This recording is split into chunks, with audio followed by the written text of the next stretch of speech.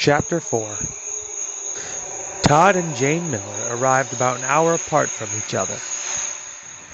Both of them already knew about the incident at home, and despite their son saying that he was all right, neither of them found actual comfort in the text East sent, so they both found themselves speeding home. Todd arrived first. He found his son sitting on the couch, his girlfriend practically in his lap, watching TV. Joey sat in the recliner, passed out, and the dogs were asleep on the floor.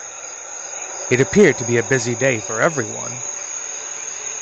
East stood up to show Todd the damage that was. Luckily, a screen door is a dime even in this economy. When Jane arrived, everyone seemed to be recharged. The dogs were jumping with joy. Joey was cleaning the floor. Todd was putting up plywood over the screen door as a temporary fix. And East and Rusty were cooking dinner. When it was all finished, everyone sat down to eat while East told the whole story. "That's horrible," Jane said. "I sure hope Carl catches those assholes. As much as I want it to be them, I don't want to jump to conclusions," East said. "Believe me, it makes sense, but still." Jane looked at Rusty. "Well, I appreciate you sticking around, Rusty. It makes me feel better knowing he wasn't alone after that." Joey cleared his throat. Jane looked at her nephew in embarrassment. "Oh, damn, I'm sorry, Joey. I appreciate you too." Joey smirked. "Yeah, I'm the one who called the cops when I saw my cousin face down, ass up, but Rusty gets all the praise for showing up after the fact." Rusty gave him a playful middle finger.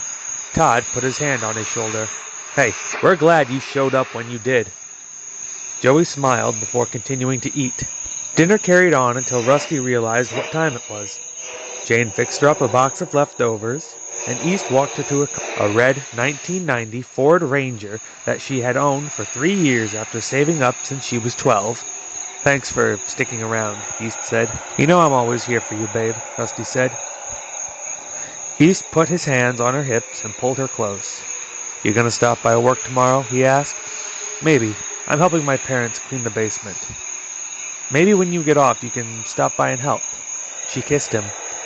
"I can probably do that." The moment was interrupted by Todd's booming voice. "East, come on, buddy, she's got to get home." East took his hands off his girlfriend. "Yep, you got it, Dad." "Drive safe, Rusty. Tell your mom and dad I said hi," Todd called. Rusty smiled and waved. "Will do. You have a good night, Todd." She climbed into her car and pulled out of the driveway. East watched until she was out of sight. Jeff Ross woke up in the middle of the night. He didn't know why, but he could feel something was wrong.